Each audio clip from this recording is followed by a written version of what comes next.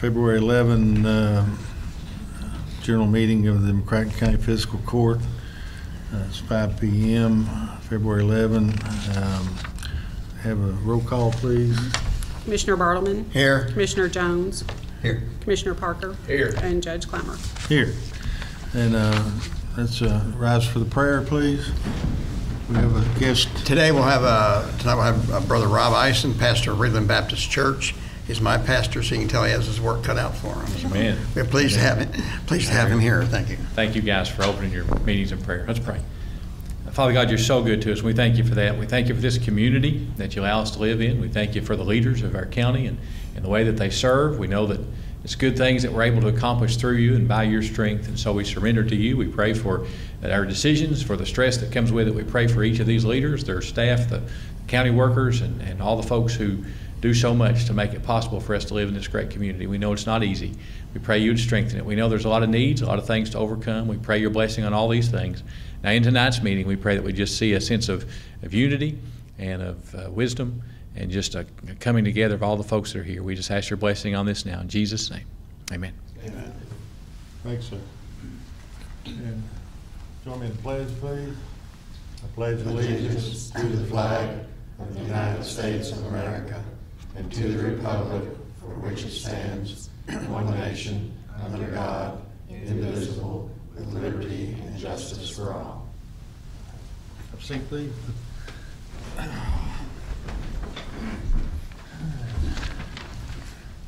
We have several things on the agenda for discussion, but first of all, I wanted to comment just briefly on something that's been in the news, and that's us, particularly myself and Mr. Jones, and so I just want to comment that myself and Mr. Jones have been criticized by the Paducah Sun's editor in an editorial now twice within our first 30 days.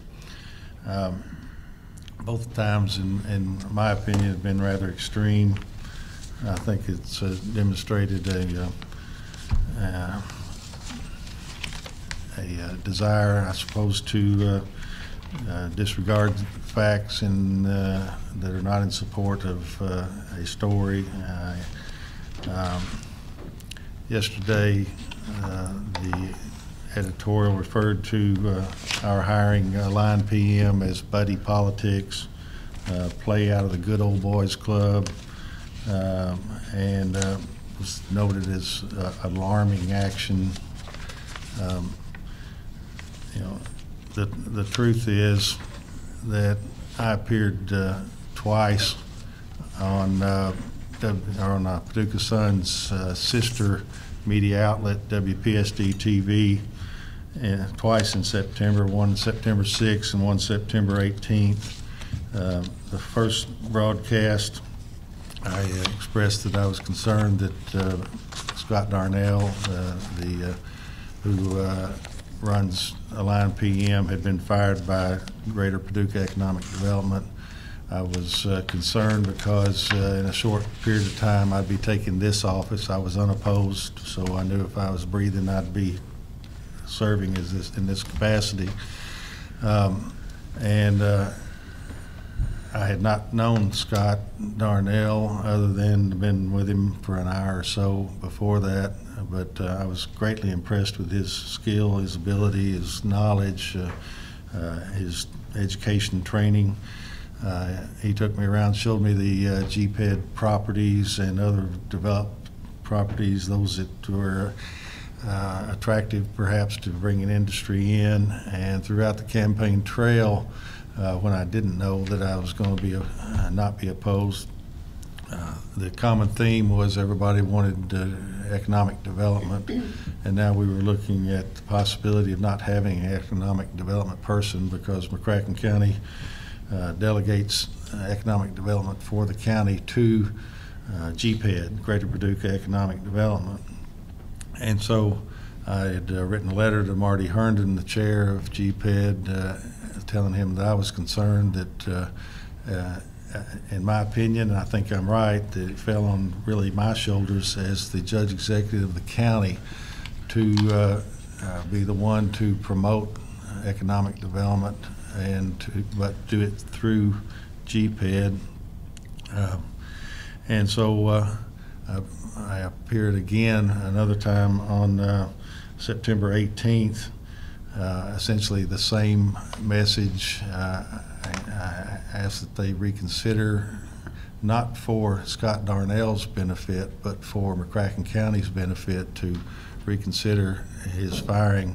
Not only was he terminated, but terminated and continued receiving his pay. And so since September, we've not had an economic development person to promote McCracken County. Now, I don't want to diminish the interim CEO. I'm very impressed with him as well, but he's not an economic development trained professional, doesn't have the education or training in that specific area, but he's a good manager, good man, a lot of good people on that board. So I'm not criticizing GPED. I'm just for their involvement now. I just believe that we are at a serious, or were at a serious deficit in not having somebody trained, and so that's why we hired Scott Darnell. It wasn't a buddy deal. It wasn't hazy. It wasn't good old boy politics. It was, and I won't try to speak for the other gentleman, but I believe in my heart that it was an appropriate thing to do, that we all had good intentions, we were above board. If we erred in not putting out all the circumstances surrounding the firing, or the hiring rather, I think it's because we didn't consider that there was anything that needed to be aired. It was all above board in my mind, and but not to belabor it, but I think the important thing that I want the community to understand is we are all, I'm convinced, without a doubt, here for a good purpose. Our intentions are good. I have no doubt as to the character of these men and their willingness and desire to do what's right for this county. And I sent them a message that what we will need to do is be just ultra vigilant, that there are those out there that will take an opportunity to criticize whatever can be criticized, and not only criticize, but denote it as a character shortcoming, or worse, willful transgression to circumvent either the law or the ethics. And I just want the people to know that, and I think people see through that, and with our backgrounds and our reputations, I think that we can go forward. We're going to pull together and go forward and do, I think, great things for this county. And it will certainly be, if we don't accomplish that, it won't be for lack of trying. That's just felt obligated to say that. I don't know if anybody else wants any. Well, I guess I was the one that made the headline, so I'll speak as well. My friend Sarah Holland published a book last week called I Think You're Wrong, But I'm Listening. And I bought a copy of it last night, and I've read the first chapter. And I think it's exciting to have a local person publish a book, and I think it sums up how I feel about both the article and the editorial. I think you're wrong, but I'm listening. I met Scott Darnell for the first time in 2016. I doubt I saw him in 2017 because I lost the 2016 election.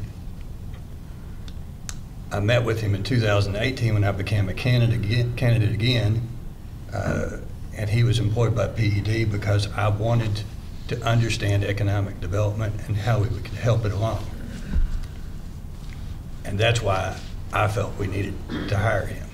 And I think everyone here has been impressed, including apparently the editorial staff at Paducah Sun, have been impressed with what he can offer.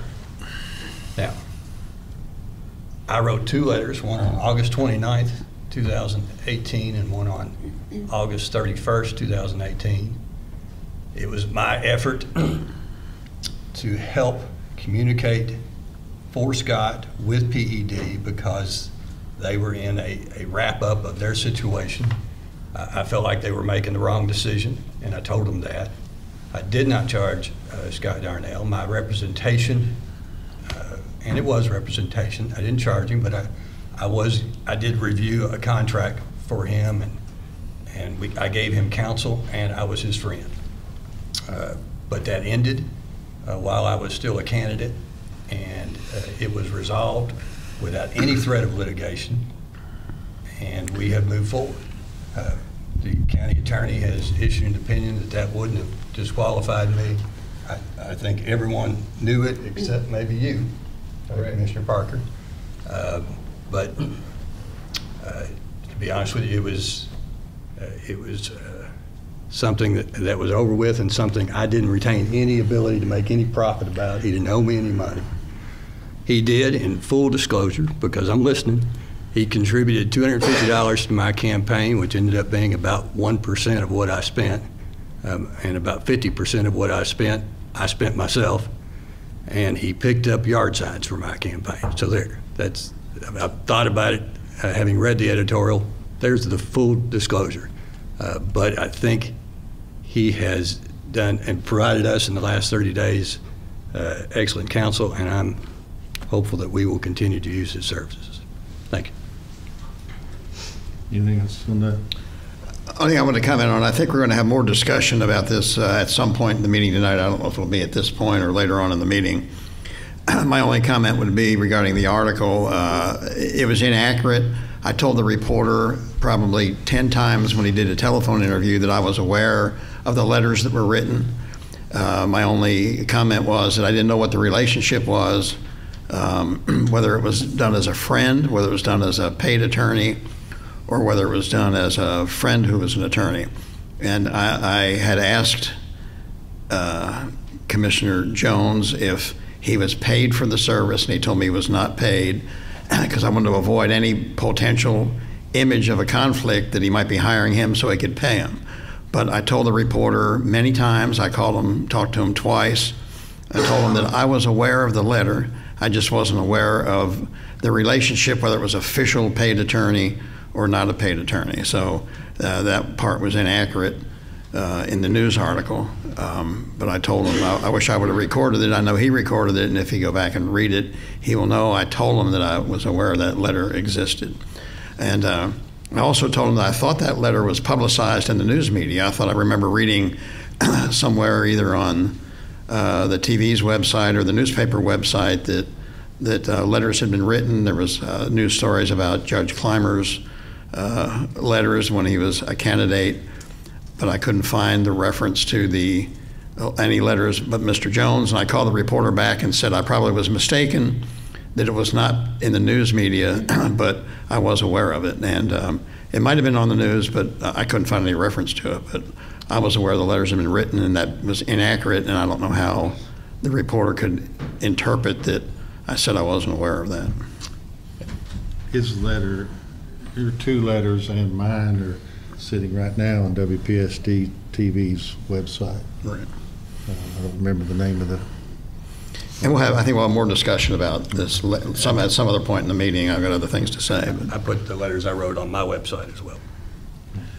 Anything else? I'd just like to say that, you know, I've known all three of these gentlemen, not as well as I've gotten to know them in the last 2 or 3 months, but I ditto what Judge Clymer said in saying that I think that all of us want what's best for the county. We want to move forward. They have the highest integrity. I mean, I tried to walk in the office a while ago, and the judge's secretary made me get out because there was already another commissioner in there with the judge. So, you know, we don't want to cross any boundaries that we're not supposed to cross, and the integrity of being a commissioner or judge is here, and we have nothing but good things to come, and we want to put this behind us and move on. All right. We'll come back around to any other discussion here in a little bit. Let's address the minutes. move we approve the minutes. Second. Any discussion? Minutes are approved. So made. Oh, I'm sorry. You call for a vote. I'm sorry, I didn't call for a vote. All in favor, aye. Aye. Opposed, no. Minutes are approved. Then we've got a discussion of reading of an ordinance under A, item A.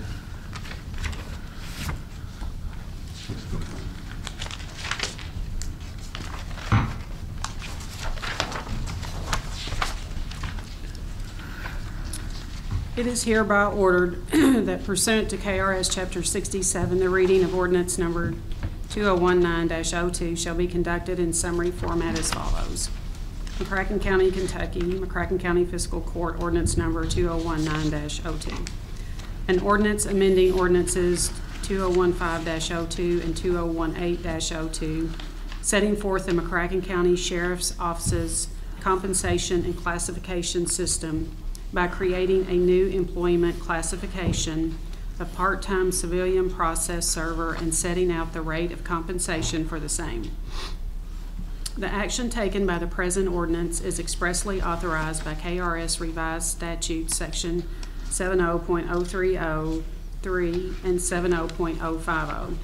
The present ordinance amends ordinances 2015-02 and 2018-02, which collectively set forth the McCracken County Sheriff's Office's compensation and classification system by creating a new employment classification of part-time unsworn civilian process server. The holder of this position shall assist exclusively in the duties of the Sheriff's Office in relation to service of legal process in order to more effectively and efficiently facilitate access to the McCracken County court system while simultaneously granting sworn road deputies additional abilities to perform the duties of the Sheriff's Office in relation to public safety and law enforcement. It is hereby certified by the McCracken County Fiscal Court that the present summary represents an accurate official statement of the main points of and contents of ordinance number 2019-02. Ordinance number 2019-02 shall be available for public inspection in its whole and complete form in the McCracken County Judge Executive's office during ordinary business hours. Well, that's the first reading of that ordinance, so we don't need to take any other action at this time. Okay. Can I comment on that? I think this position will probably more than pay for the position, because when they do process serving in civil matters, they get paid for that by people filing lawsuits and all. So more than likely we will make a profit out of this, and it's to help speed up the process, and I guess to take road deputies out of the, at least some of them out from having to serve process and be able to do their job as a road deputy. Is that correct, Sheriff? It will definitely help offset their time spent on this. We did a study here several months ago. Approximately 40% of their time is spent dealing with civil process service, subpoenas, EPO, DDO, things of that nature. So this will help, definitely help offset the amount of time that they're having to devote towards that. It won't completely offset it, but it will definitely help it. All right, thank you. Thanks, Sheriff.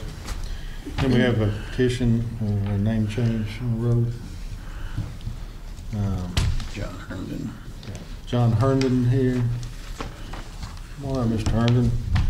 And we've got the petition here, Mr. Herndon, to change the name of Dillard Street to Woodlawn Church Way.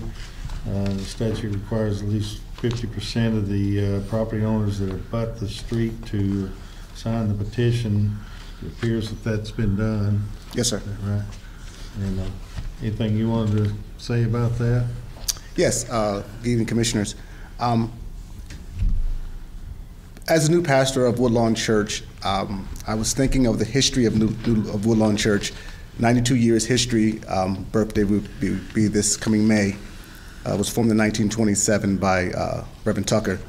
What I wanted to do was to commemorate all those who served in that community who are no longer with us, such as Bill Schrader, Ladd, and Belt.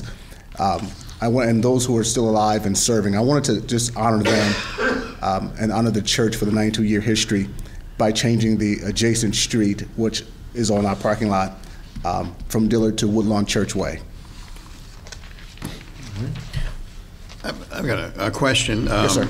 Are all the parcels of land, are they developed? Are there any houses on that land? On that particular Diller Street, there's only actually one house. Right. And did that person sign the petition? He did not. Okay. Was he opposed to it, or? No, he was not opposed to it. I did speak with him. He was not opposed to I it. just noticed all those who signed it are not residents of Dillard, but they're property owners of Dillard. Their properties are adjacent to Dillard. And as the ordinance showed to me that it wasn't about the property owners, because there was only two property owners of Dillard. One is Woodlawn Church, and other, I believe, Mr. Lang. But it said that it had to be those houses, those properties that were connected or adjacent to the property. And I did speak to those residents, and they all were very excited about it. Okay.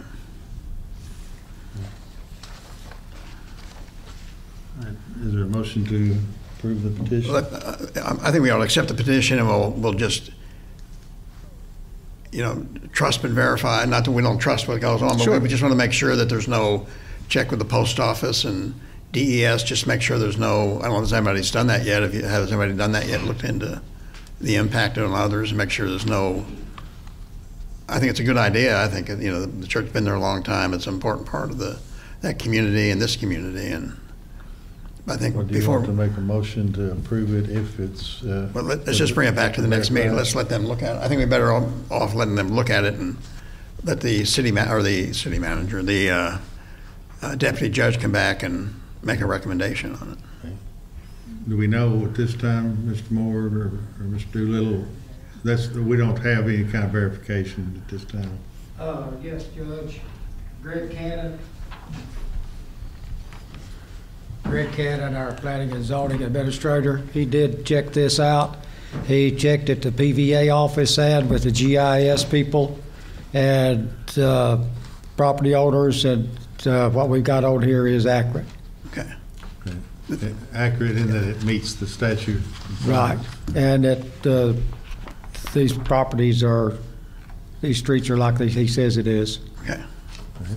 Then I'll move we approve the petition and the request for the name change. I'll second it. All right, all in favor? Aye. Opposed? All right. Thank you. All right, thanks, sir. And Mr. Herndon's going to come back and visit us our next meeting and do the opening prayer for us. Yes, sir. We appreciate that. Thank you. Oh, are you? Okay, great. Oh, and I meant to say before, we enjoyed our first meeting having the scout troop to come and lead us in the pledge, and I don't know how many people watch this program, less than 100,000, I think, but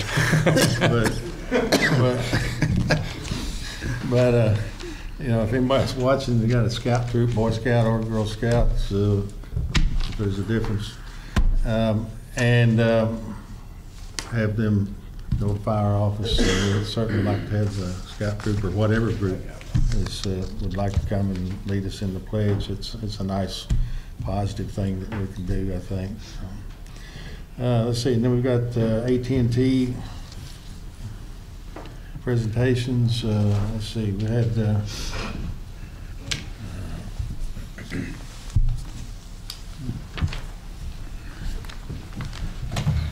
RJ Fair, is that you, sir? So, my name is Michael Sanders. RJ is my partner. He's going to be here with us.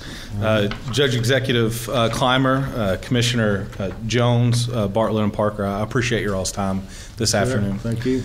You have a packet of information in front of you. It'll have a picture of the court on the front of it. And today, this evening, we'll actually be reviewing pages 3, 4, and 5. The purpose of me being here today is to not talk to you about AT&T cell phone service, but to speak to you more broadly about public safety and what FirstNet is doing to improve the connectivity of our public safety officials throughout the United States. Over the course of the next few minutes, I'm going to talk to you a little bit about exactly what is FirstNet, what's the history of FirstNet, why are we here today, and then I'll provide you with 3 specific reasons why FirstNet should be considered as a provider of choice for McCracken County. I'll first start by introducing myself. My name is Michael Sanders, and I am the FirstNet representative for Western Kentucky. I've been with AT&T for 20 years. All 20 years has been in the mobility industry, so I'm very versed on how mobility services work and operate. I want to first start by simply defining what is FirstNet. For many of you, this may be a new name or a new company for you. And quite simply, FirstNet is the first nationwide public safety network being built in partnership with the federal government. When you think about FirstNet, consider this to be, you have AT&T, Verizon, T-Mobile, Sprint. FirstNet is an independent core network from AT&T, and that's an important note that I'll speak to a couple of times this evening. I think to also understand FirstNet, it's important to understand the history and why FirstNet exists today. And this started as a result of the 9/11 Commission's report.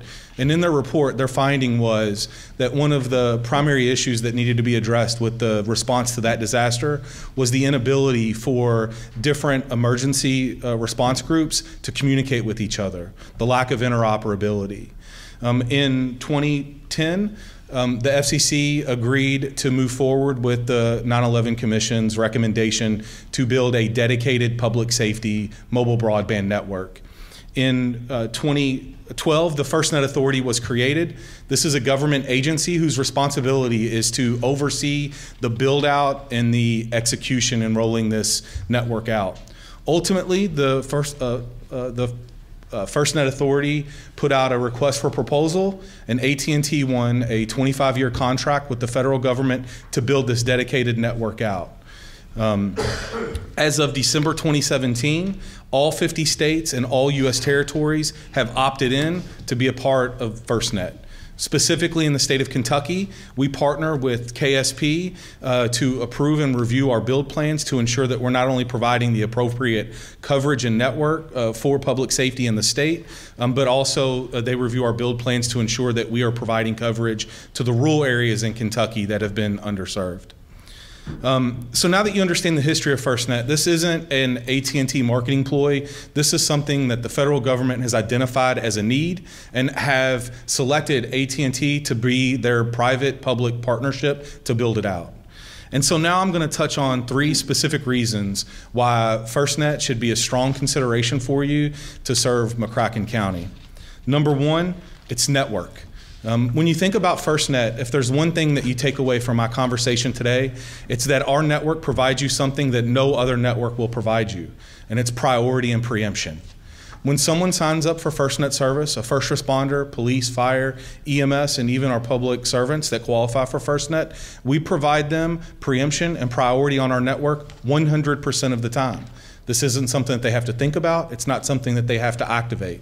As a first responder on FirstNet, you have a dedicated lane of network space that we allow you to not only communicate through voice and text, but also to have uninterrupted data at unthrottled speeds. That simply means that the speeds of data at which you're able to transmit on a FirstNet device are uninterrupted, and regardless of your data usage, are never slowed down. This is very important, and it's a very big distinction between AT&T and any other provider that you speak to. The second thing that's important to talk about with our network is preemption. Preemption simply means that as we begin to see our network have more and more users, our network is intelligent enough to identify that this congestion is coming from general public or from public safety, and we begin to preempt customers off of our network to create wider lanes, if you will, for public servants and first responders to have the access that they need to be able to perform their jobs. Again, this is unique to our network. The last thing that I'll touch on in terms of our network is interoperability.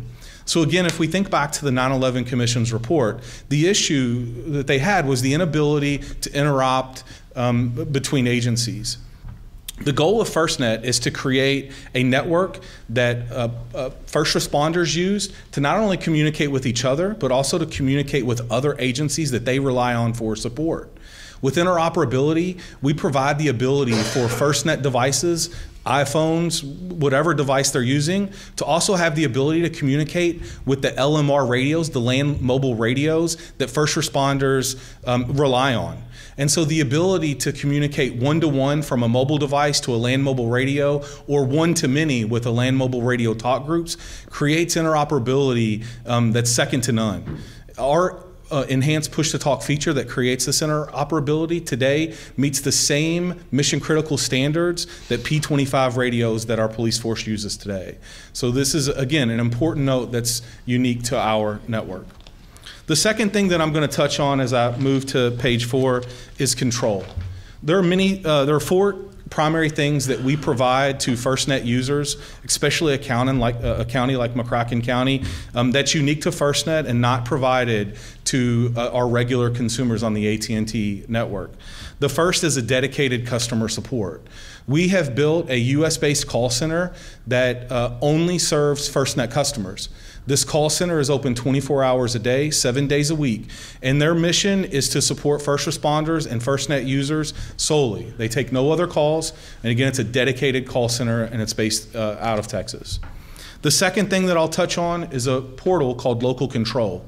What Local Control simply provides McCracken County and the administrators in McCracken County is the ability to self-manage your products and services. Not only can you do the normal things like order equipment, make rate plan changes, pay your bill, but we also give you insights into our network that we've never provided customers before.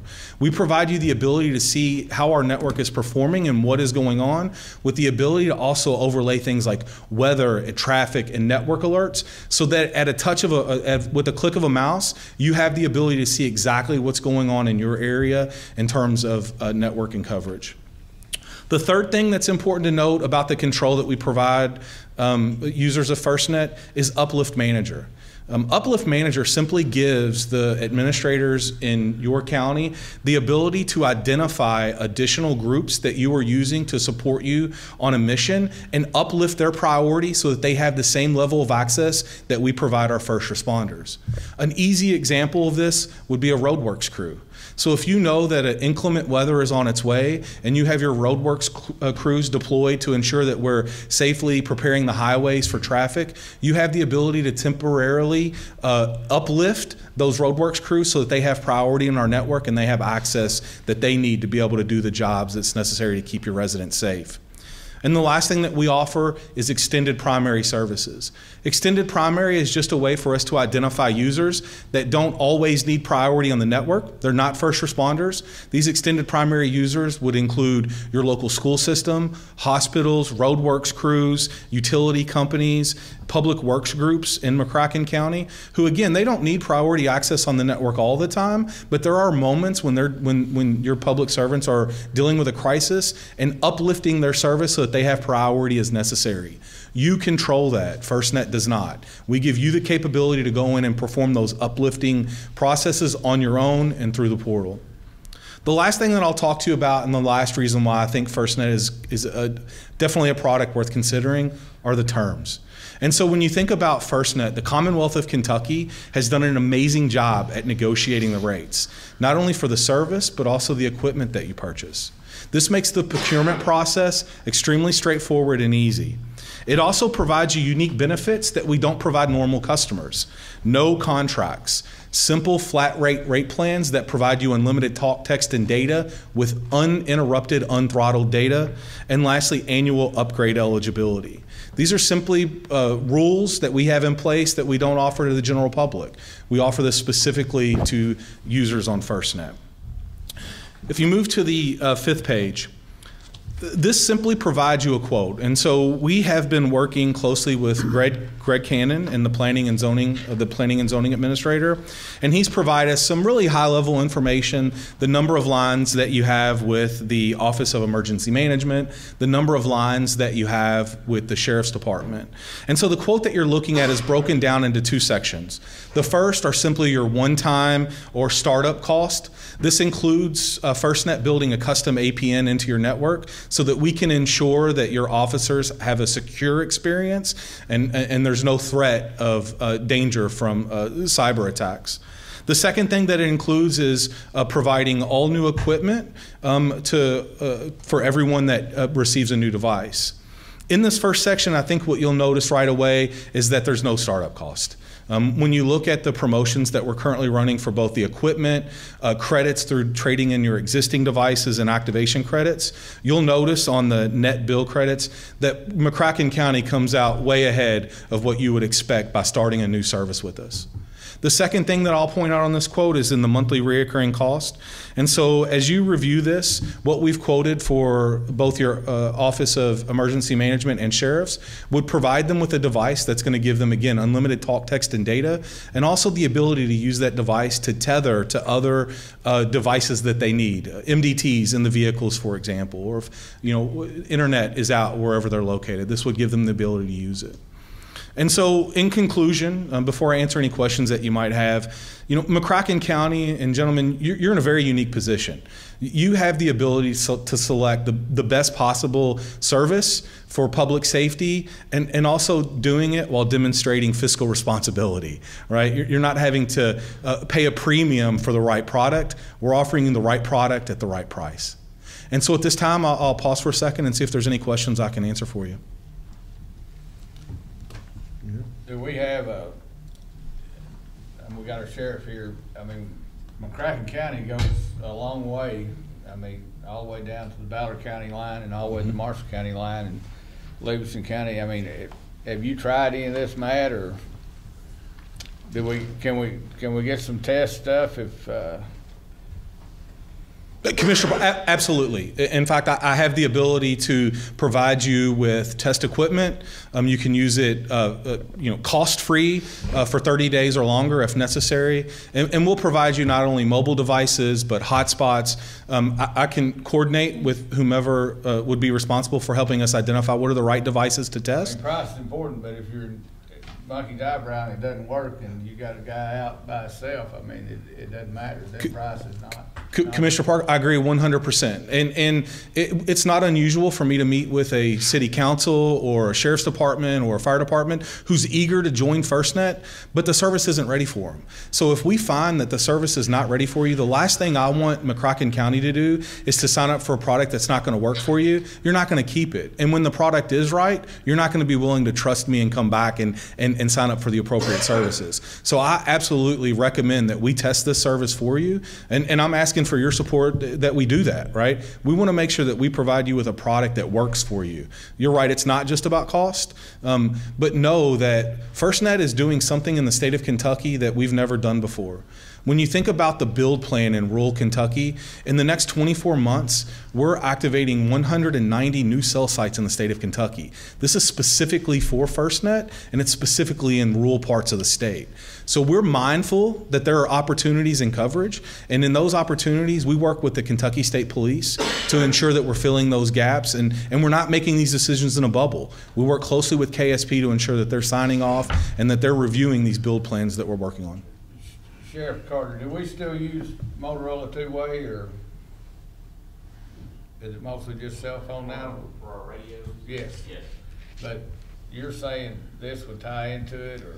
Absolutely. In no way would I ever recommend that FirstNet would replace your LMR devices.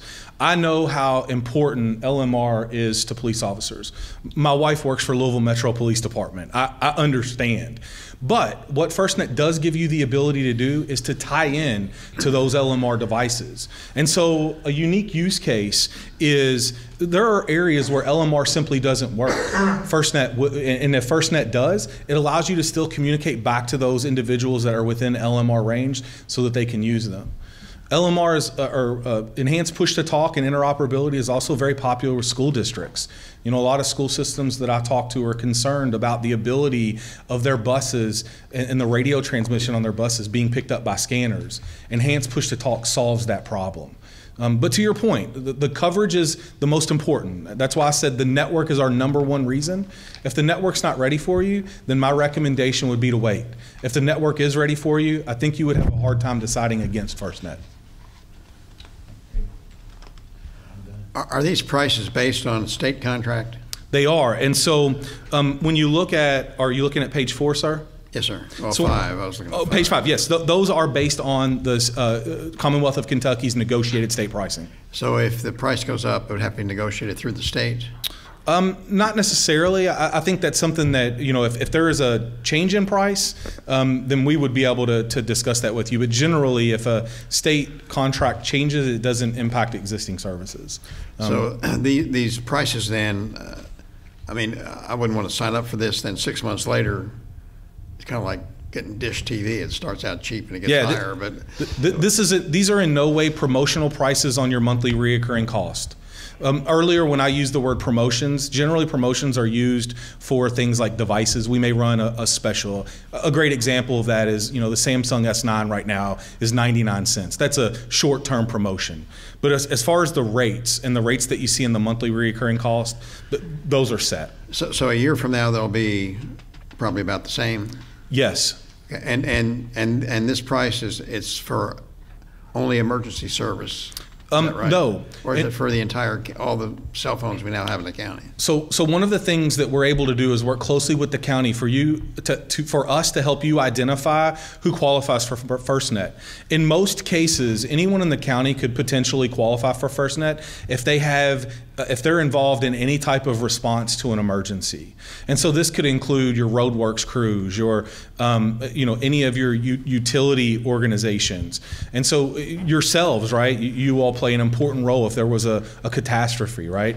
And so while those users that aren't first responders do not have the same level of priority on the network, they do have the ability to sign up for the service, and you have the flexibility to manage whether or not and when they're uplifted to have priority service if necessary. And then there's an extra charge, or? No, sir, there's no additional charge. That's simply a part of FirstNet. I'd said earlier, I've been with AT&T for 20 years. In my 20-year history, I've not been part of an organization in AT&T that is purpose-built for the customer that it's designed for. Everything about FirstNet is designed with public safety and first responders in mind. From the policies that we create, to the call centers that we have, to the people like me that are helping to promote it and educate people on it. This is specifically for first responders and those that support them. And so that does open it up to other organizations within your county. How about, for example, the commissioners? We have our own private cell phones. The county doesn't pay for ours, and I'm not asking that they do, but could we, if we had a disaster and we couldn't get to wherever the headquarters were and the judge needed to be in contact with us, can we tie into this with our own private phones, or do we need to be part of this initial network? So generally, in order for an extended primary user to have FirstNet, it does require that it's something that's paid for by the agency. The only abilities that we offer for individual subscribers to purchase the service is specifically to first responders. And so I'll use McCracken County as an example. I know that your county relies on volunteers in your fire departments extensively. And so we understand that you do not provide mobile phones to volunteer firemen. But what FirstNet has designed is the ability for these volunteer firemen to go to an AT&T retail store or go to AT&T.com or FirstNet.com, and they can purchase FirstNet at the same prices that you see quoted in this in this quote, and pay for it on their own. Now, today, that policy only applies to badged first responders. So unfortunately, I can't tell you that a commissioner could walk into our store and take advantage of that. But we would definitely work with you to find the right solution so that you guys can stay connected when there is a disaster. Yeah, hopefully we don't have that kind of disaster, but there could be something that we just have to stay in communication. And absolutely, I completely understand. And it's not uncommon for me to work with an agency or a county like McCracken County to be able to help you understand how do we fit the puzzle pieces together to ensure that all of the right people have connections when they need them. And that's my job. We don't know right now that the network would provide the coverage we need. I'm confident that the network is ready for you, but I ask not that you take my word for it. I ask that you test it. I think getting the feedback from the people that are going to be using on a day-to-day basis makes the most sense. I rarely would sell service to a county the size of McCracken without you testing it, and it's only to ensure that we both feel confident with the solution that you're purchasing. But today, I believe McCracken County is ready for FirstNet, or I wouldn't be here talking to you today. But I do encourage you to test it. The 190 towers, do you know, are those locations already set? You know where they're going to be, or is that a goal? No, that's not a goal. That is our current build plan. And again, FirstNet and AT&T no longer make decisions on towers based on return on investment. Right, and that's a big change here, right? We are obligated in our contract with the federal government to provide coverage to 99% of the country by the end of 2022. That means that we have a lot of opportunity in rural America. We have a lot of opportunities in Kentucky. Obviously, in eastern Kentucky, that's an area of the state where we're making significant investments to improve the network. But it's not limited to just eastern Kentucky. I guess I was wondering, When would you be in a position to provide us with the data about what towers you're going to be building in our area that would impact and improve the service? Great question. This type of forum isn't the right place to share our build plans, but I would be happy to meet with you gentlemen individually or as a group and share with you any build plans that we have and how our network performs today. And I would actually bring in a specialist, right? I have tons of resources at my fingertips that we can bring in and answer that exact type question, Commissioner Jones. Okay. Anything else? Other questions? No? All right, thank you very much. Thank you, gentlemen. I Very appreciate the time informative. this evening. Appreciate it. And we have from Verizon, Logan Stewart and Mandy McQuaid.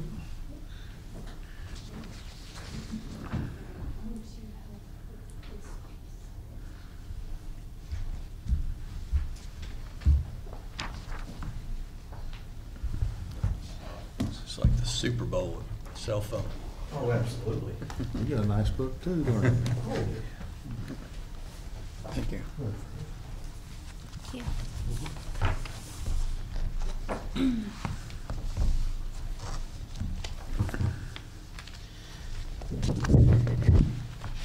All righty, so good evening. Logan Stewart with Verizon Wireless, Government Account Manager. We're going to do ours a little bit backwards. I'm going to actually go over the rate plan first and then let Mandy discuss all the other fun stuff. So currently with, I combined your, with the quote that you see in front of you, this page. I combined your two accounts just to make the paperwork easy. So what I propose is changing your rate plan to our public safety rate plans. So for your 72 smartphones, it is unlimited talk, unlimited messaging, unlimited data, and that also includes mobile broadband priority. You do have two basic phones, give those unlimited talk, text, and then you have 11 connected devices. So that would be $39.99 per device. That also includes mobile broadband priority. Between what you're spending now and what I do propose, we're looking at a savings of around $1,100 a month, $1,144.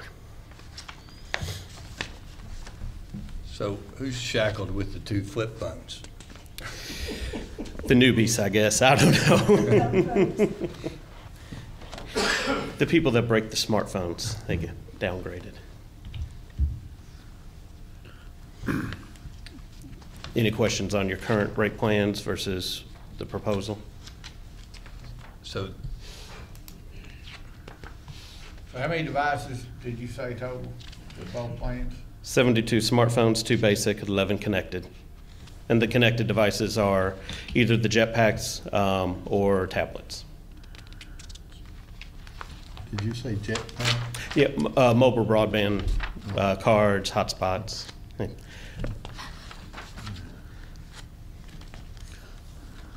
So that's a total of 85. Mm-hmm. One, yeah.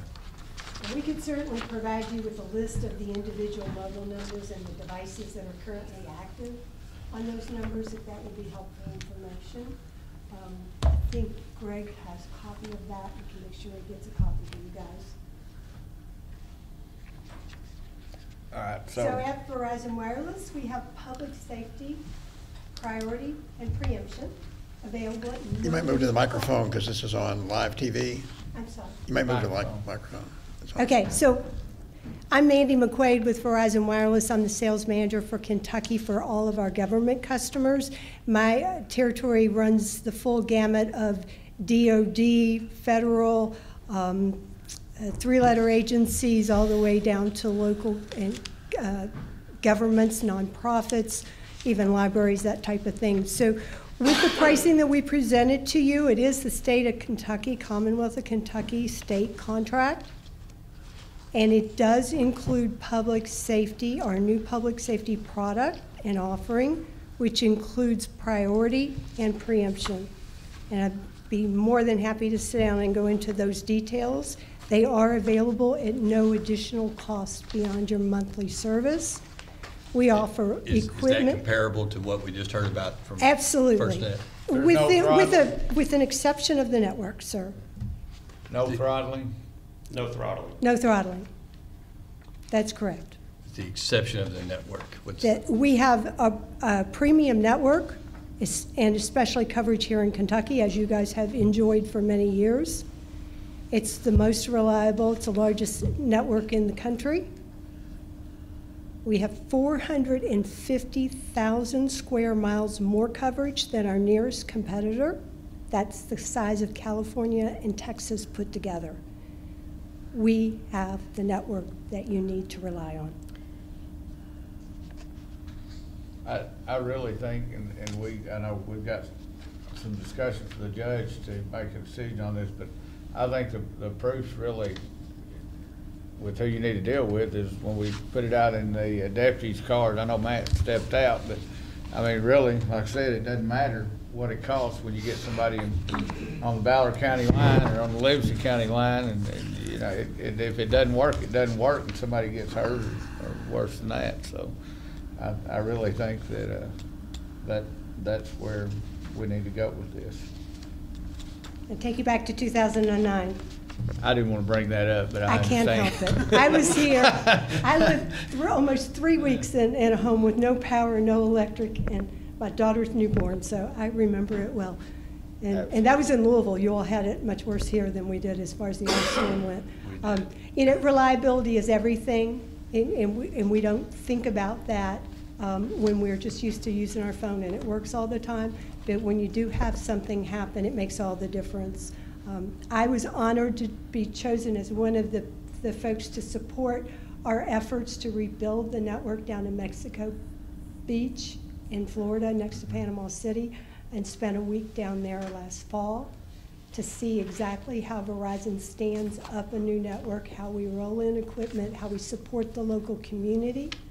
I was able to sit in on the EOC meetings with the Bay County. I learned so much about Verizon and our response to emergencies. None can compare. We're the most reliable network. We have the resources already in place and the network built to support you guys. You do know the network works right now. I'm sorry? You know that the network. You wouldn't be with us if it didn't. You what? Yes. You wouldn't be with us if it didn't. Yeah. The network is there. Does your network work with the two-way radios? Yes, we can provide a solution for you. It's a Motorola solution, and it links your existing LMR radio system to your cell phones. So you could be on vacation somewhere in the Bahamas on, you know, and connect your iPhone or your Samsung 9 to the LMR and listen to what's going on and interact and absolutely. That's Yep, we do offer that. Your quote doesn't involve new equipment, does it? New equipment is available based on the contract. Your upgrade rate is every 10 months. And we offer, at this point, today, the promotional offers include the iPhone 7 32 gig at no charge and the Samsung 9 is no charge. So we're very competitive on equipment. And we offer a refresh that's really at your choice. You can order that online through our portal, or you can call your sales rep and they can place the order for you.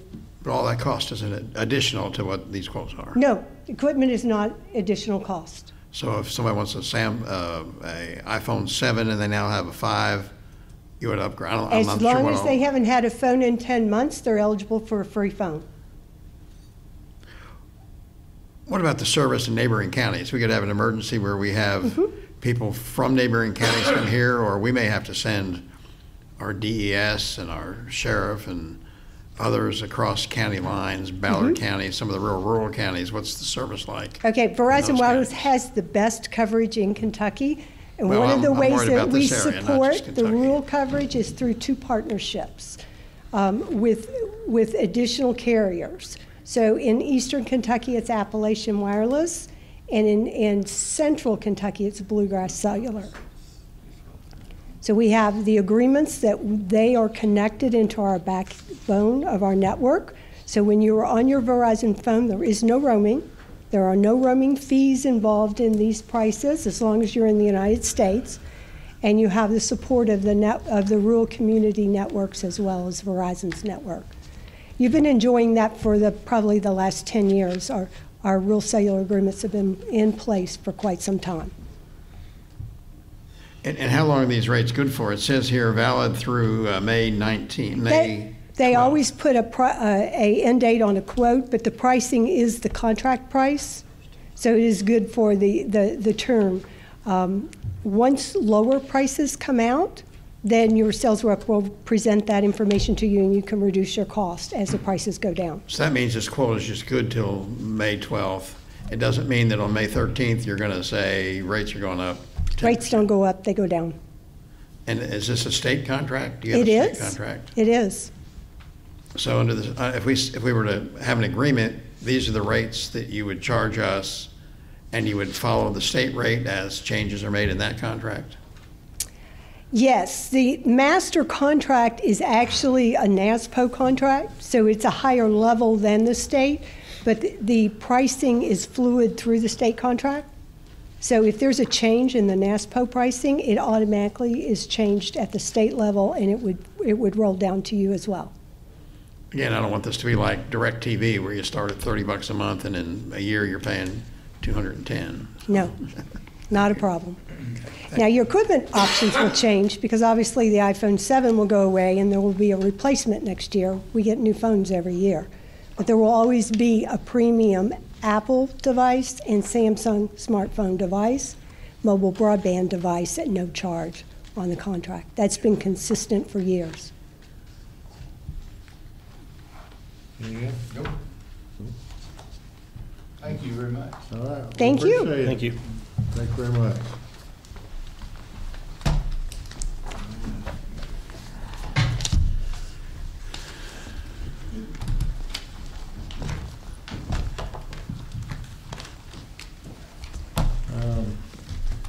See, we're still under the discussion headings here. We don't have on the agenda anything further about our contract with the Line PM, but Commissioner Barnum, I know you had some interest in talking about the contract that we entered into last meeting. Did you want to? I have a concern because the fiscal court has not approved the contract with this company. We only approved to hire them, and we did not, in our motion, we did not give the judge the authority, which happens in other contracts. We did not give the judge the authority to negotiate a contract and sign a contract. The contract has to come back to the fiscal court. And the agreement itself says it's between the provider and the fiscal court, and the fiscal court has not approved this contract.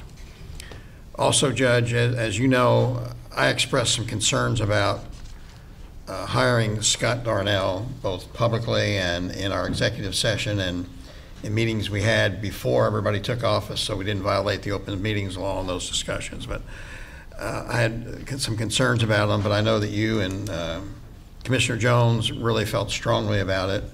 And the type of service that you wanted from Mr. Darnell, you convinced me that it'd be good to give it a try. In our discussions, we talked about a 6-month contract with a limit of no more than $36,000 being paid to Mr. Darnell over those 6 months. And it's that agreement, or that contention, which helped me to decide to show unity and vote in favor of hiring Mr. Darnell. This contract, another element we had was that the services that Mr. Darnell would be providing for us were not, didn't involve the things that I think caused him to be dismissed from Paducah Economic Development, or GPDC, whatever we're calling it now. The things he would be doing for us were not the things that caused him to be dismissed, at least the things that were told to us, the reason he was dismissed. He was providing, using his expertise to provide us with advice on economic development. And I wasn't totally convinced that we needed to do that, but I know that it would be good to have somebody offering us some advice, at least for 6 months. So I agreed to go along with that because it was going to be for 6 months. It was going to be a cap of $36,000 over that 6-month period, and that Mr. Darnell was not to talk to anybody publicly, only to the fiscal court. He wasn't to be our representative to the news media or to anybody else unless he was specifically instructed by the fiscal court to have that kind of communication. I'm concerned that Mr. Darnell, I think last week, met with the editorial board of the Paducah Sun to respond to the editorial that was in there criticizing the fiscal court. So in my mind, there may have been other issues he wanted to talk about, but in my mind, I think he violated that discussion that we had, that he was not to talk to anybody else. Because after the meeting when we hired him, we told him, or asked him not to talk to the media, and he didn't talk to the media at that time. Again, I think this is not a valid contract because it was not approved by the fiscal court, and it says the contract is with the fiscal court. And if this contract, the way it is now, had come before the fiscal court, I would vote against it because it has a 2-year, it's a 2-year contract. I know it's can be canceled within 30 days, and but that was not the agreement. I think at the end of 6 months, we need to take a look at the information, the services provided to us, and analyze whether or not we want to continue the contract. So, do you have a motion you want to make? Well, I want to make my point so you understand where I'm coming from. We need a motion and discussion on the. I thought this was just discussion. Anyway, I'm trying to make my point. If you want to present this contract to the fiscal court, I don't think there's anything to vote on it right now because it's not a valid contract. The fiscal court has never voted on it. And if you want to bring this contract to the fiscal court for approval, I would make a motion for, I would make some request for some amendments, make a motion for some amendments.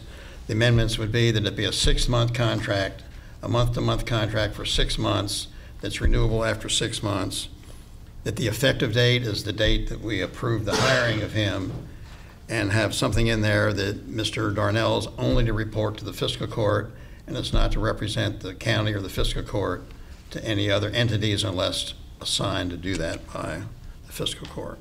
But I don't think this is a valid contract because the fiscal court's not approved it. Let me address just a couple of things, and I guess we're just going to have an open discussion about it. But what I go on is what the motion before the fiscal court is, and I remember some discussion about $36,000 cap. I remember some discussion about 6 months, and I don't doubt you may well be correct in your recollection, and I incorrect in mine. But the bottom line in my mind is when we come out of executive session and a motion is made, that is what we vote on, and the motion that was made was to hire a line PM at $36 an hour. I'm sorry, $65 an hour. There was no cap. There was no length of the contract. It was really just that. And I understand we had some discussions back and forth. And so what happened then is the motion was seconded, approved. I then asked the county attorney to draw a contract. He has certain black letter, I'm sure, things on his computer, law that he puts. We can, of course, ask him if we want to, flesh out some protections both ways and all that sort of thing. So anyway, we ended up with a contract. The contract, here's the way I look at it as a legal document, is that our motion in order was to contract a line PM at $65 an hour, period. The contract that was drawn is not inconsistent with $65 an hour, in my mind, and so I signed it. Scott Darnell signed it. I have a concern about us being able to go back now and with having it been approved to hire him at $65 an hour. I signed, he signed. I would not be comfortable myself with saying we can now withdraw that contract and say that's not the contract. I understand what you're saying, and if I made a mistake, if I erred, I did. I'm at this point now 34 days in, I think. I'm trying to learn this procedure.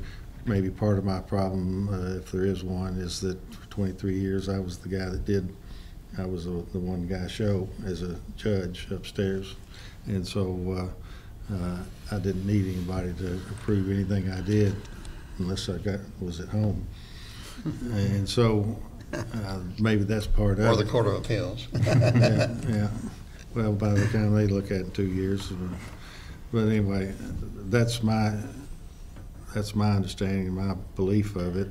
And I don't have any discussion on that. Can I comment? Want to ask? Can I comment further?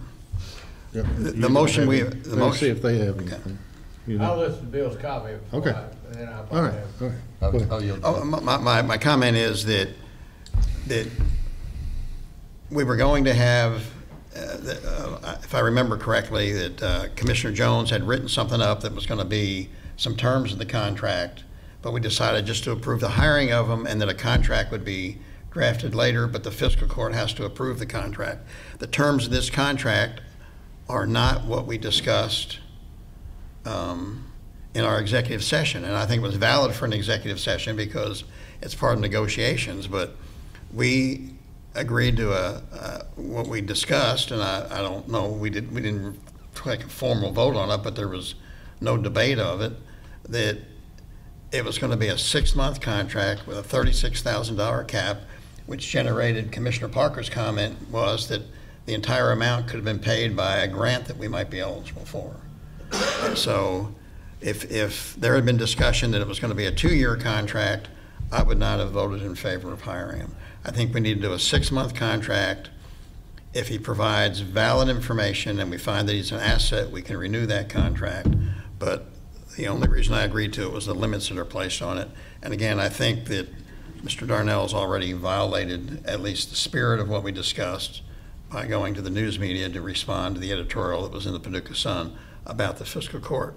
If you want to go talk to him just about PACRO or just about him being hired by another county, that's fine, but when it got into discussion of McCracken County, I think it was violated, but I'm not going to make an issue of that. But again, I think the fiscal court needs to formally approve this contract, and if this contract comes before the fiscal court, I'm going to make a motion for some amendments. I wonder if the county attorney has an opinion. You think, Sam? Generally do. Right. So as to the authority of the contract, the way that I always look at determining whether or not a legal document's enforceable or not, as how comfortable would I be representing the party that wants to set it aside. You know what I mean? So if I was, or maybe if, for the sake of argument, if I represented Scott Darnell and Scott Darnell called me up and said, hey, fiscal court wants to pull my contract, I'd say, okay, what are the grounds? And just if he told me the grounds that Commissioner Bartleman just shared, I'd probably tell him to let them know they're incorrect about that. The authority to execute a contract on behalf of the fiscal court is vested within the judge executive, and that's via 67-710 of the Kentucky Revised Statutes. The authority must be granted to the judge executive by the fiscal court, and that means the fiscal court must consider the issue and pass an order or resolution, whatever it may be, but order is sufficient to grant the judge executive with authority to enter into a contract with an individual organization. The reason why I didn't recommend that precise terms be, I guess, included in the contract, is that that's not really, or in the order, is because that's not our mode of operation. We've never in the past included what the specific contractual terms would be in the order that vests authority in the judge executive to execute. That's something that's negotiated later, or it's actually spelled out in the document. But it's just like agency law. Anytime you're looking at whether or not your agent can act effectively and lawfully on behalf of the principal, there has to be authority. And it can be ostensible authority, it can be actual authority, applied authority, or implied authority. This was actual authority, and it was granted via court order, which is the only way the body can act. It's going to be difficult to set this thing aside because it was an authorized act. Now, if we have difficulties with the terms, there's two courses of action that we can take. We can, number one, we can sit down with Scott Darnell and see if he would be interested in consensually entering into a written modification of the terms. So the contract it's in writing, obviously. Any modification has to also be in writing, and any modification has to also be supported by additional and separate consideration. And the separate consideration is going to be the fact that we have a termination clause that says the fiscal court can unilaterally decide without cause to terminate the contract upon 30 days notice. And we will tell him that we will not execute that option to terminate the cause or terminate the contract and sever our relationship if you will agree to modify the contract voluntarily. We gave him consideration because we didn't execute a lawful option that we could execute. So we now have a binding modification. Or we can simply trigger the no fault, no cause termination. You could just wait 5 months and vote to terminate it if you were done with his services, or you could do that in 2 months if you wanted to. You do it 30 days, couldn't you? That's right. If you didn't like the terms and the body decided collectively to terminate the contract, we could notify him immediately. And upon 30 days expiration from our notice of termination, that will be in writing as well. And then it would just terminate. And then we're going to renegotiate on terms that we're all happy with. And Either way, this is going to happen. You will get the terms you want. I think it's more difficult to terminate the contract than what it is to renew a contract. I've done a lot of terminations. Let me make sure I'm clear on what didn't you say that the judge had to be authorized to sign the contract? Right. Okay, we did not authorize the judge to sign a contract. I think we did. Is that right? No, we didn't. That's what we did when we passed the order, though. No, well, we didn't authorize a contract. We offered to hire him at $65 with a contract coming back. We've done that many times on the fiscal court. Well, it used to be that I would recommend that the fiscal court pass an order that's couched in terms of it's hereby ordered that the Judge Executive Robert Lieber is hereby empowered or authorized to execute a contract. And we've done that before. The problem is, the reason I did that is just out of an abundance of caution, because statutory law already says that. Yeah, I mean, speak. Yeah.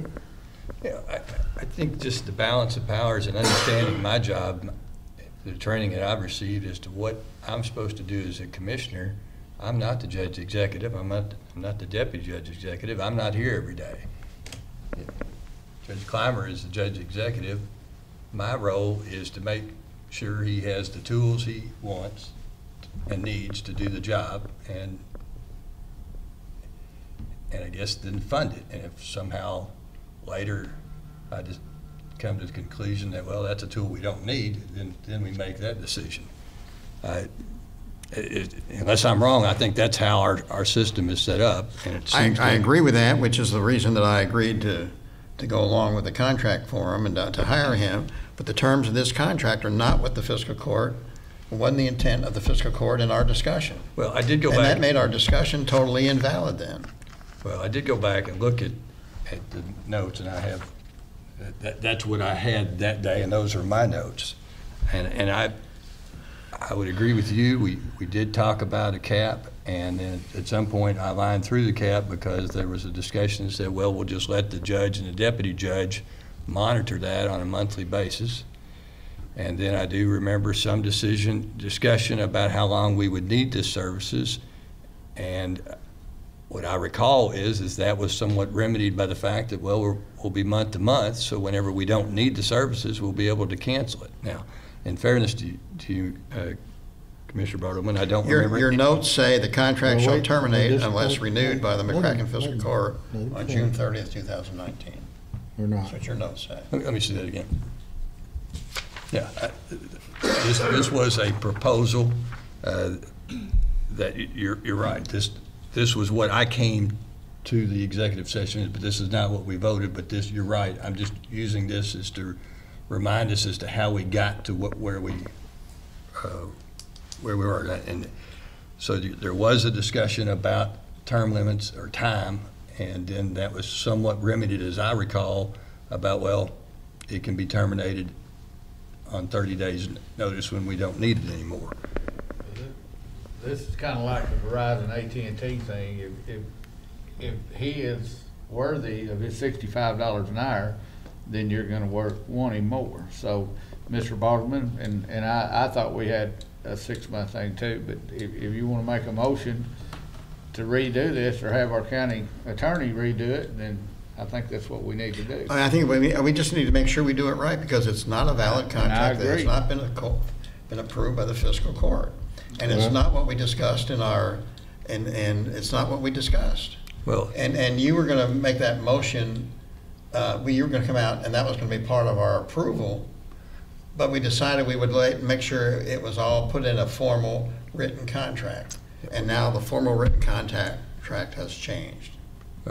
well, what I recall is that we, and the minutes reflect, is that we kind of decided to do it simple, and we did it with Steve Doolittle the same way. Basically, we told the judge to go hire him, and this is the rate.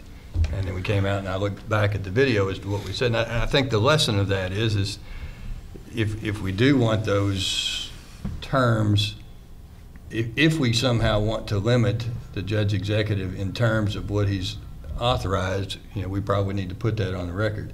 But I certainly remember the discussion, and your point being, you wanted to make sure we still needed this services 6 months from now, and in fact, that's kind of how I wrote it up the first time as a motion. But I guess I'm not bothered by 24 months, provided the ability to cancel it with 30 days is in there, for me. And I guess I'm a little concerned. Here's part of my big concern. Is if we're going to monkey around with this thing, and Scott Darnell is going to say, you guys just aren't worth this much trouble. And I want to keep him interested in the services, and I think everyone's happy with the services. And I guess I just kind of want to get past this continuing conversation and get on with the economic development. I do too, but I want it to be in what we agreed to, what we discussed. We never discussed a 2-year contract. And it's harder to terminate a contract than it is to approve it. I want to make sure that we assess it at the end of 6 months, the work he's done. And if I'd have known it was going to be more than 6 months, even though there's a 30-day cancellation clause, that takes a majority vote to cancel it. And it also takes a majority vote to continue it. So I just feel like I was misled on it, and if it's not what we discussed. Well, And I think the judge does need the tools he has. And if he's doing a good job at the end of 6 months, we'll sign a new contract. We'll continue on. And if we don't feel like he's really provided the service we need, we'll terminate the contract. But I think the 6-month contract is what we discussed. And that's what should have been negotiated with him, and not a 24-month contract. And I still think the fiscal court needs to approve. We approved to hire him, but we didn't, with the understanding that the judge was going to, that they come back for a formal contract with us. That's what we discussed. What and if that we have to approve the contract. How do you think you were misled? I was misled because it was supposed to be a cap, and it was supposed to be 6 months, and he was not supposed to talk to anybody or report to anybody but the fiscal court. Well, we have the opinion of the county attorney that it's a valid contract. he's obviously a lawyer. I have the opinion of retired circuit judge believes it's a valid contract. I don't know if Mr. Jones, if you believe it's a valid contract or not, but let me see if maybe could we not handle this possibly by, since it's a month-to-month contract, could we handle the concerns by putting this on for review in 5 months and say, and then if we are satisfied with his performance, then we let it go on. And if we need to review it, I don't really like putting it on for review, but if we need to review it every 6 months, every 5 months or whatever, would that address the concern? And also that I would talk with Mr. Darnell and say we want to make sure that you're not representing yourself as speaking for the county. And it seems that the length of it is your main concern, and since it's a month-to-month contract, if we were to say in 5 months, or I could call him today and say, Mr. Darnell, stop work. We need to put you on hold for just a little bit. We need to discuss some things, and he's going to do that. And so I think we're talking more about semantics and theoretical things, and I do have a real concern about modifying a contract that I think the county attorney thinks is a valid enforceable contract. And again, if I had been more experienced in this sort of thing, I would have gone in there with a proposed contract, or we would have come out. But to get back to the point, if we're giving any weight to what a motion is, and the motion says, I move we hire Scott Darnell or a line PM at $65 an hour, period, there's nothing inconsistent with the contract that was signed with that motion. There's a lot more to it. There's other terms, but the motion and the contract are consistent. But that would be, I think, a fair solution to this, is just say we'll review it in 5 months, 6 months, whatever, and see if we're still all happy or not.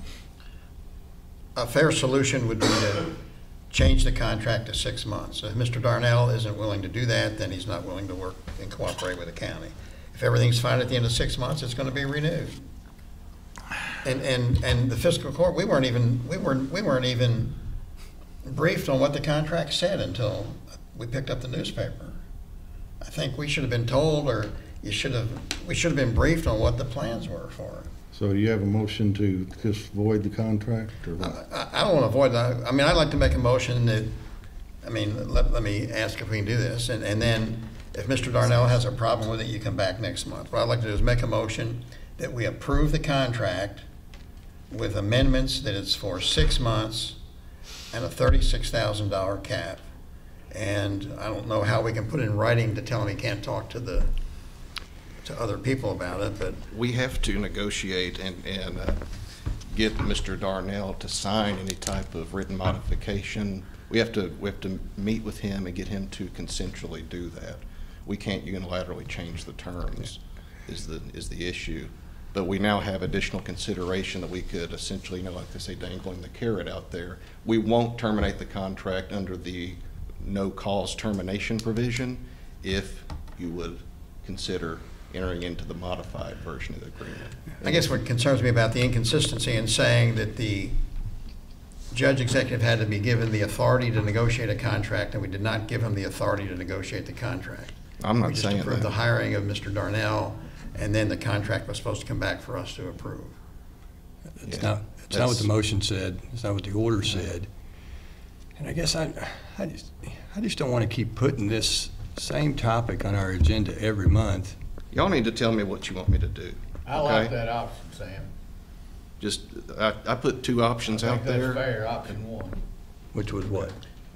What's your Go back options to again? Mr. Darnell and tell him we're not going to exercise our clause and do away with the contract, but we want it to be a 6-month contract that's reviewable in 6 months. And if he does his job and does it well, why would we have any problem with renewing it? And if it's not, then we still have a 30-day out clause for the next 6 months. And I promise you, gentlemen, the modification of a contract is not complicated. I mean, And any we're done. first-year law student can do it as an intern. And I think he would agree to it. I did it, yeah. All right, well, I mean, I'd be willing to that we put it back on the agenda again, and that we seek a modification to 6 months, a $36,000 cap. Well, I think to take any action like that, we need to do it by motion, not by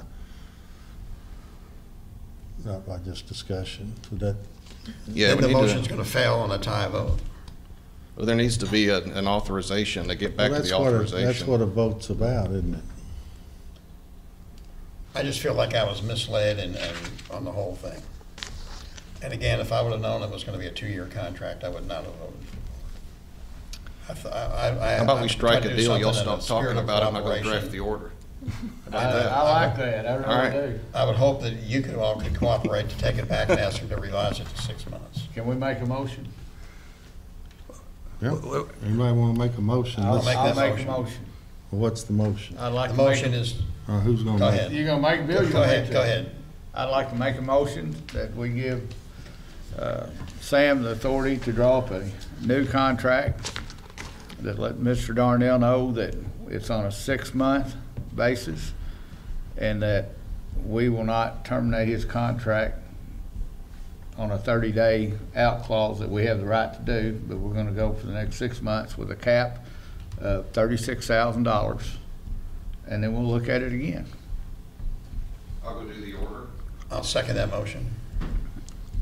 All right, we've got a second. Any discussion further on it? So the motion is to authorize Sam to draw a new contract and go to Mr. Darnell and say if he'll sign this new contract, we won't terminate his current contract. And is that the motion? Oh, yeah. And then on discussion, we'll just say, is that what we really want Yeah, to do? well, Is that how we want to treat this man? In my opinion, first of all, we have a valid contract, and I know, Mr. Bartman, that you think it's not, but we have 2 longtime lawyers that think it is, and I'll apologize that maybe I should have taken that contract and come back, but the contract that was drawn is consistent with the motion that was made. It's not consistent with the motion made. Will you tell me how it's not consistent with the motion that was We made? didn't approve a 24-month contract. We There's approved nothing in the- that motion about a 24-month contract. We discussed that we'd come back with a contract for us to approve. All right, well, I've been doing this a little while. I asked for your cooperation the way I cooperated with you when we hired him. Well, now, we're on the discussion, so here's my discussion, and I'll be quiet, and y'all can discuss, and we vote on what we want to do. But in law, when you have a contract, the contract means something, and both parties can rely on that contract. We've got a young man who I think is doing an incredible job for us. He's been beat over the head by the media. Now we're talking about, for I think no reason at all, going to go to him and say, hey, we're going to jerk your contract unless you'll agree to sign a new contract in which there's a 6-month term, not 24 months, and there's a $36,000 cap, when in reality, all we have to do here right now is to say, it's because this is a month-to-month contract, we can review it in 5 months or 6 months or whatever. If at that point we're not satisfied with him, then we can tell him we're going to terminate the contract, or we could just say stop work and let the contract ride out and then terminate it. But I think we're making an incredible mistake, not only legally but really morally, to take an action like that when a simple solution is to simply review the contract in 6 months. I can certainly call Mr. Darnell and say, look, we've got heartburn over the money. Keep me apprised. He's billing us monthly anyway. We're getting a bill. I tell him, if you don't mind, break that monthly into weekly so we'll know what's going out. But I sincerely believe, as a retired judge of 23 years and on the advice of our attorney that this is a valid contract, that it would be a huge mistake to take this action. But, you know, any other discussion? Well, I don't say any more. I mean, you know how I feel. Well, I mean, we approved hiring, but we didn't approve his contract. And I would think if... Well, the county attorney has said we did by passing the order. I'm like Mr. Jones, I'm ready to put it behind us. Okay, we ready to vote? Yes. And so the motion that we're voting on is to give Sam the authority to draw a new contract with a 6 months term and a $36,000 cap, and I'm assuming that the $65 an hour still. And tell Mr. Darnell if he'll agree to this, then we won't terminate his current contract. Have I stated that correctly? I think so, All yeah. right. And all in favor? Aye. Aye. Opposed? I'm opposed. I'm opposed as well. Motion is lost. All right, let's see. You want to discuss the issue of the PAC roll appointment? Oh, yeah, we have an issue for discussion. Mr. Baldwin, you wanted to approve, well, let's see. I was appointed to the PACRO board, I don't know what it was now, the date, a few weeks ago. Four Rivers Nuclear Partnership gave up their seat, gave it to me as a board member of PACRO. I then recommended to the board that Commissioner Jones be put on the board as well. The PACRO board voted on that, and I think unanimously, but I'm not sure. Anyway, the vote passed. The motion passed to put Mr. Jones on the PACRO board as well. And you believe that we need to have the fiscal court approve PACRO's action or my recommendation? What is you're asking for? I'd like to make a motion that we approve the judge's nomination of Eddie Jones to the PACRO board. A second? I'll second that. Okay. Any discussion? I'll just say that I think it's not necessary. I think it's a PACRO action, and they can appoint and accept whoever they want. But for the purposes of just getting it done, if you want to vote for it, we'll vote for it. Well, vote on it. I'll say this. I've kind of went back and looked at how that particular organization and by that is set up, and it does just ask your recommendation. But to be honest with you, I don't want to serve unless a majority of this board or this fiscal court wants me to serve. And so I guess I'm interested in the vote of confidence. Yeah. And I'm excited about the position. I'm excited about what PACRO can do, and the discussions. What I hope to do is serve on this board and come back in about 60 days and give you a report of what we did in the next meeting. In all honesty, I feel like that you put in the homework to be able to serve on the PACRO board. Yeah, I've got no opposition to it. I've got no opposition, so I'd like to see us bring it to a vote, Judge. All right. No further discussion then? All in favor? Aye. Aye. Any opposed? I guess maybe not participate in this vote. I don't know whether I'm supposed to or not. But I appreciate the vote of confidence from you. Comment. Yes. One more comment. I want to say how much I appreciate the work that you, Judge, and Commissioner Jones, Commissioner Parker have done to bring yourselves up to speed on all the issues involving. It's a big task, and I have a lot of respect for the work you've done, a lot of respect for your service on the fiscal court and the work you're doing. And my disagreements on this other thing in no way is meant to impugn your integrity or anything else, but it's just that I felt pretty strongly about it. But I really appreciate the work you've done, and this issue, I guess, at least for this moment, is over with. But I do appreciate, we'll continue to work together, although we'll come up with disagreements from time to time. I don't think we were voted into office to always agree. Anyway, but I appreciate all you've Well, done. thank you for your I comment. don't want you to think that Oh, that's, no. anyway, I won't. Integrity. And we'll work together close, and, Yeah. and we'll have disagreements from time to time. There's one, yes, Sam? I need to go do the order. Okay. For the fiscal court, the action taken was a showing of support for the recommendation for Eddie. Oh, I see. it was that we approved the nomination of Eddie Jones to the PACRO board. We can argue whether or not that's required or not. I mean, there's, some of us might think it's a requirement, but if he's representing the county, I think we need to endorse it. So Julie, for clerk, is that for the records? It's Reflect the action. EDDIE.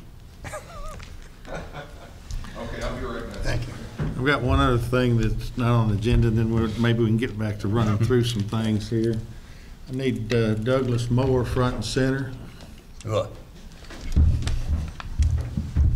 please.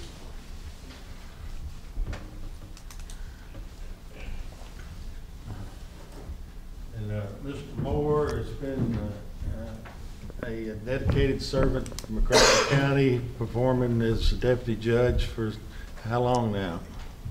4 years and 3 months. 4 years and 3 months, but nobody's counting. Okay. He stayed on with me for a while, but he's decided that it's time to go on to some other things. He's been a dedicated employee, for no doubt. The thing about Doug that I found very early is if you ask him to do something or look into something, you don't want to pause or turn your back, because he is gone and he's getting it done. And if you pause too long, you might be back and already got the thing accomplished. And the Alvin Barkley Distinguished Citizen Award is the highest award McCracken County can give to a person. And so I want to present on behalf of the fiscal court the Alvin Barkley Distinguished Citizen Award to J. Douglas Moore. We hereby confer this honor with all the rights, privileges, and responsibilities thereto appertaining. And we appreciate your help and your getting us through the tough times. And the reason, of course, as you know and I know, that I couldn't talk you into staying on any longer. Hopefully you didn't elevate your plans to leave on account of me. Absolutely not, Judge. But you've been top notch, and I've learned a lot from you, and I appreciate you. Well, thank you, Judge. Thank you very much. Thank you, Commissioner Bartleman, Commissioner Jones, and Commissioner Parker, very much. I appreciate this award more than you know. And I've enjoyed my years here, 4 years serving the county. Thank you again, Judge. Thank you. I want to comment if I could too. I've followed Mr. Moore's career over the years from when he organized the Joint Sewer Agency. He rescued the Reedland Fire Department over some issues. He rescued the sewer agency when he came in as director over there. He served the county after the ice storm. When I first met Mr. Moore, I kind of scratched my head and thought, what kind of guy is this? But then I found out he's not political. He knows nothing about politics. He might not even know how to spell Democrat or Republican. He doesn't pay any attention to politics. He just wants to do what's right, and he did that for the community in many ways. As I said, with the sewer agency, when he helped organize that, when he rescued the sewer agency when they had problems. The Bridgeland Fire Department that had some difficulties with some leadership, he took care of that. And with the county the last 4 years when he came on, he was going to stay about a year, and I'm glad that he didn't tear any months off his calendar. And he might even stay on, but I think if he did, I think Wanda would be down here and we'd really be in trouble. Thank you for your service. Thank you. Thank you. Thank you. You're a gentleman and statesman. Thank you. Yeah, we got to get. We got some work to do. Let's see, where are we? Budget transfers. Where are we, Madam Clerk? Yep. It is ordered to make the following cash transfers in the amount of $266,575.35 in order to pay county bills approved February 11th, 2019. Is there a motion? So made. Second. Any discussion? All in favor, aye. Aye. Opposed, no. That carries. Accounts payable. It is ordered to approve the vouchers claims register from January 28th, 2019 to February 11th, 2019 to show county bills in the amount of $486,764.15 were paid. Motion. So made. Second. Any discussion? All in favor? Aye. Opposed, no. All right, carries. Court orders. It is ordered that Bobby Cook be hired as a part-time civil process server in the McCracken County Sheriff's Office at a rate of $12 per hour effective February 26, 2019. Motion. So moved. Second. Any discussion? All in favor, aye. Aye. Opposed, no. It carries. It is hereby ordered that McCracken County Judge Executive Craig Z. Clymer is authorized to conduct any and all necessary research, investigation, negotiations, and any other due diligence with parties regarding the county's cell phone contract and the possibility of changing from Verizon to AT&T. Motion. So made. Second. Now I've got a question. And this, you're just going to negotiate and come back with a recommendation? I am. And if we have any contracts, we get to look at them? I'm going to come back at least once. Thank you. I was just going to say a while ago, I've got good intentions. Sometimes I'm going to err, perhaps being inexperienced, but I'm learning, I'm trying, and we'll be good. Well, we all learn from it. I mean, I've learned lessons All right, from it. let's see now, where were we? We had a motion, second, any discussion on that? We made it, no, we need to vote. All right, all in favor, aye. Aye. Opposed, no. It carries. It is ordered to pay the McCracken County Humane Society $18,125 for the month of February 2019. So moved. Second. Any discussion? All in favor? Aye. Opposed? Carries. It is ordered to pay the fiscal court clerk $50 for the month of February 2019. So made. Second. Any discussion? All in favor, aye. Aye. Opposed, no. Carries. It is ordered to approve the monthly distribution to the McCracken County Conservation District for February 2019 in the amount of $2,446.92. Motion. Second. Any discussion? All in favor, aye. Aye. Opposed, no. Carries.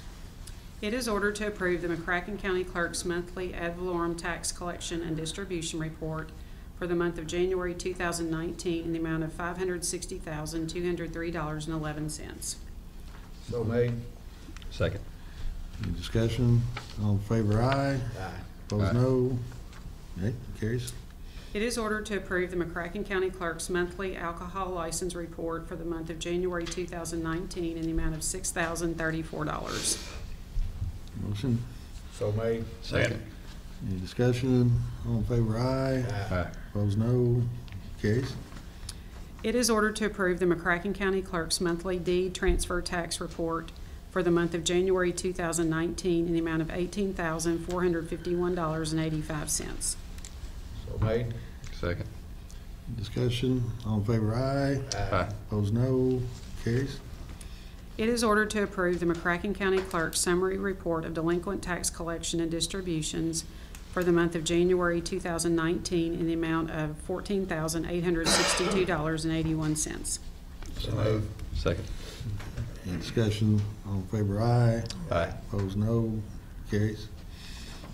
It is ordered to approve the McCracken County Clerk's financial statement for the month of December 2018 in the amount of $114,648.50. So made. Second. Discussion? All in favor, aye. Aye. Opposed, no. Carries. It is ordered to modify Court Order Q from the January 14th, 2019 Fiscal Court to read, it is ordered that Brittany C. Freeman be hired. So moved. Second. Discussion? All in favor, aye. What did it say? Did it say fired? The last name was wrong. Oh, I got the you. name is Okay. wrong. It didn't say fired there. All right, I'm satisfied.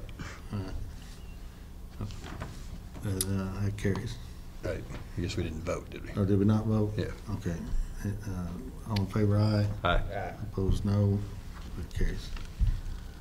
It is ordered to approve the sheriff's settlement of 2018 taxes for the collection period beginning April 16th and ending June 30th, 2018, when former Sheriff John Hayden retired from office. All amounts are subject to audit and adjustment by the Kentucky Auditor of Public Accounts. So moved. Second. Any discussion? All in favor, aye. Aye. Opposed, no. Carries.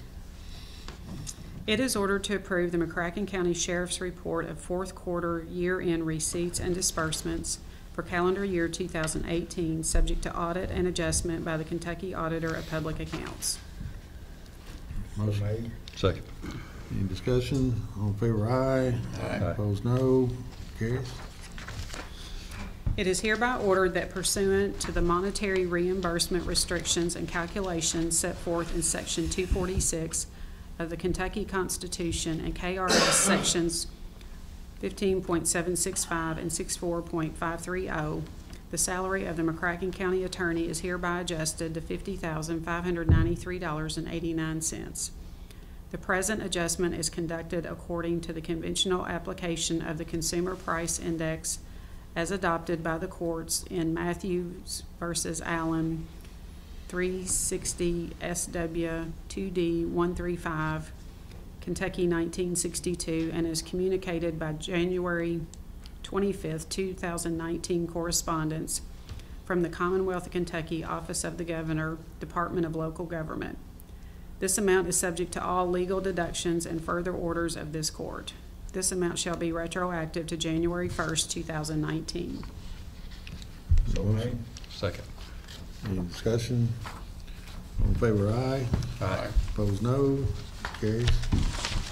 It is hereby ordered that Linda Curtis be hired as a McCracken County employee in the position of part-time Assistant Victims Advocate in the McCracken County Attorney's Office. This action is necessary to allow McCracken County to operate as the governmental entity through which payroll is administered with regard to the McCracken County Attorney's Office's Victims Assistance Grant.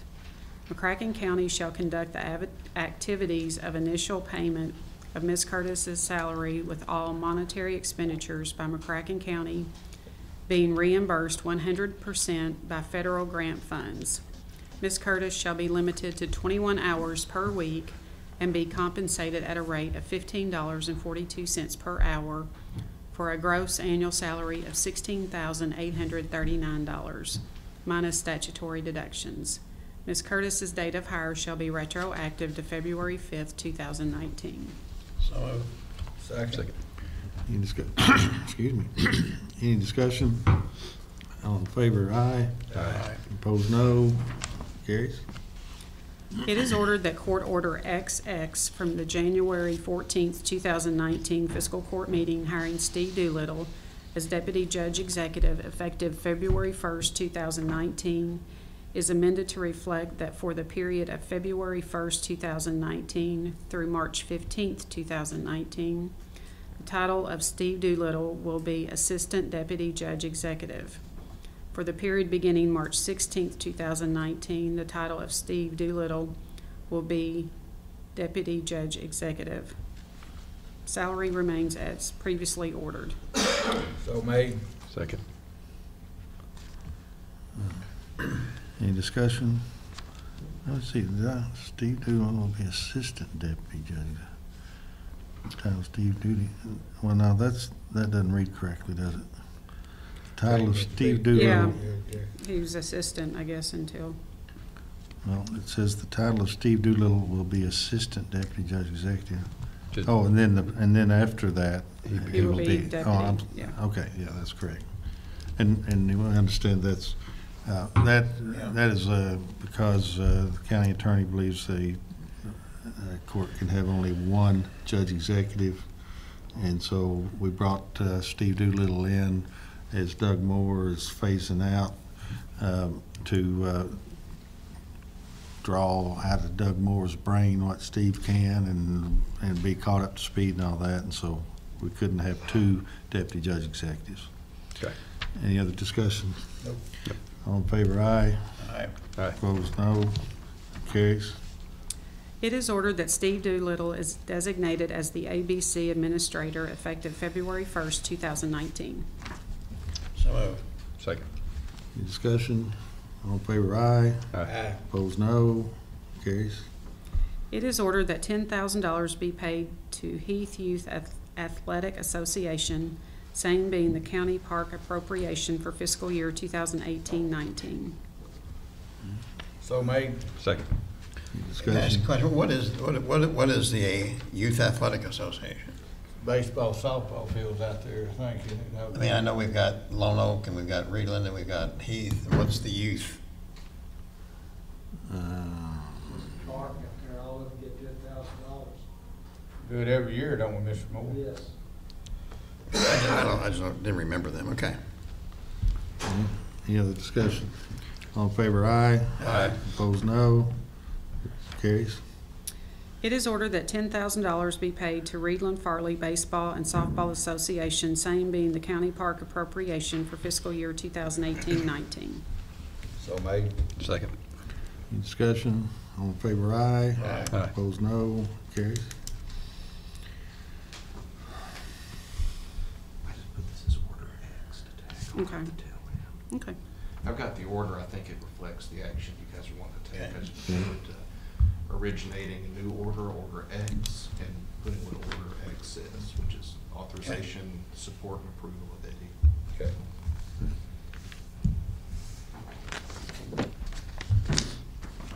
Do we It is- want to review it? Anybody want to take a look at it? No, we'll let her read it when we get to it.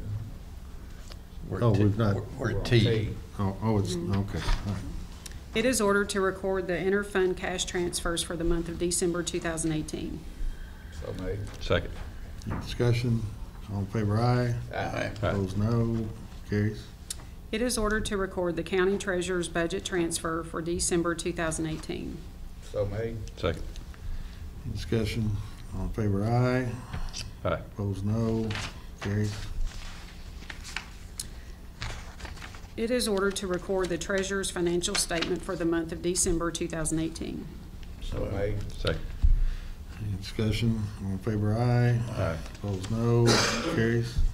It is ordered to record the employee claims from December 27, 2018 to January 26, 2019 in the amount of $10,177.03 for HRA FSA transactions.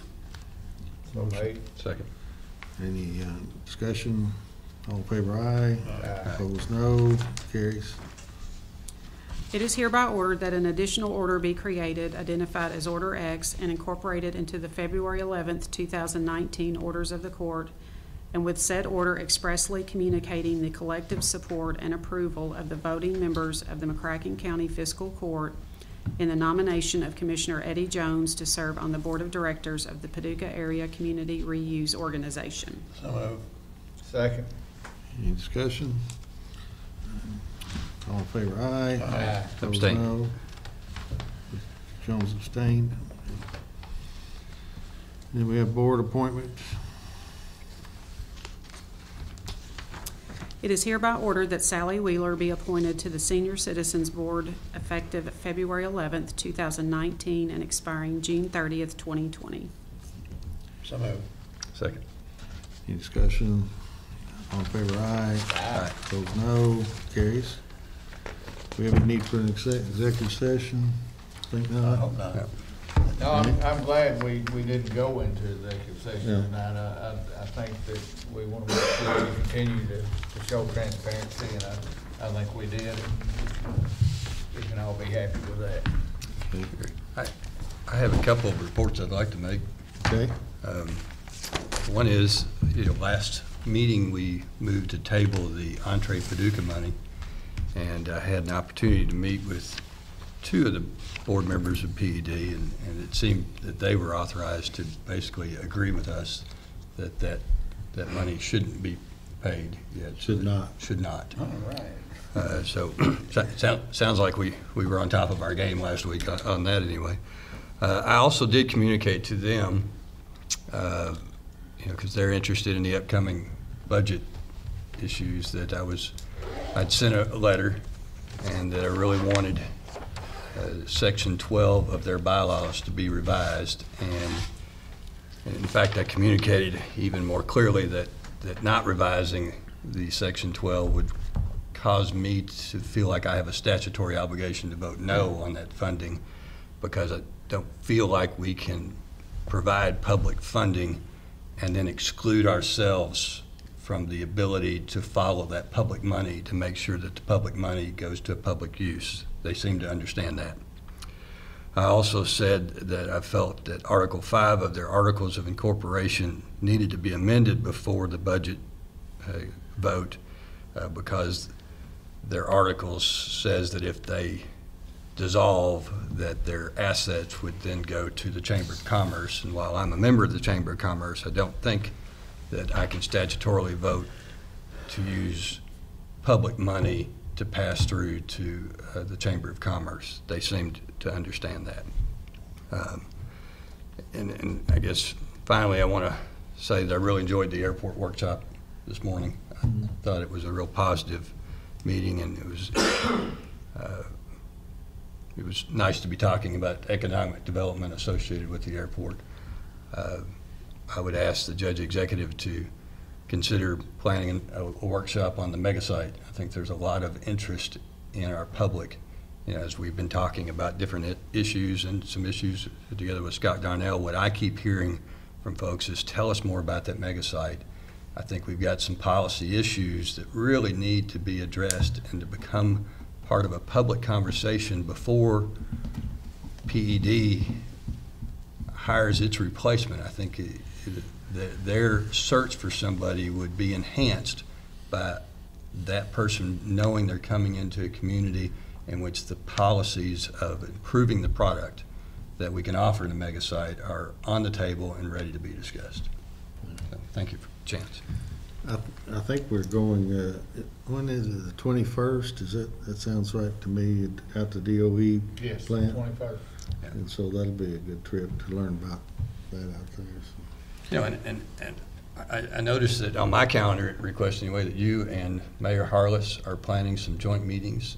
And I think The 19th, first one. like the paper to note that we are anxious to start working together with the city on those issues.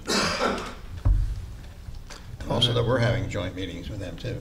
Right. Fiscal Court with That's what I meant. The two commissions are going to meet. Joint fiscal court. 19th, first one. 19th. Okay. Yeah. And I think we've got 2 or 3 on the calendar, so I think that's rather historic. I want to follow up on your PED, Greater Paducah Economic Development. I think the judge has made his point. They're going to change their name, I think, from Paducah Economic Development back to Greater Paducah Economic Development, which they were originally, I think. That's good. They're listening to the concerns about that to demonstrate that it indeed is more of a regional organization and not a confined organization. I think another thing that we have discussed informally, that we hope they change the makeup of the board to have more representation of their stakeholders. We now have, we provide more than 1/3 of the funds, and I think we need at least 2 members of the board and not just one. Not that I don't have confidence in the judge, but I think it's good to have as many eyes as you can on things. And I think, I agree. Eddie, I appreciate the work you've done on that and the diligence and making it clear. And again, I think they're working hard to come up with something acceptable to everybody, and I hope they do expand that board or change the makeup of the board so that we have, and the city has more representation, because, you know, we're elected to do economic development, and over the years we've contracted that task to another agency, but I think we need to be more involved than we have in the past to that agency and have more voices on that board and more ears on that board to hear what's going on. But appreciate the work you've done to communicate with them. And I got a call from one of the board members who wanted to meet last week, but I was out of town. Couldn't make that. Anything else? I'll make a motion to adjourn. How about that? I'll second. All right. Any discussion? All in favor, aye. Aye. Opposed, no. We're adjourned.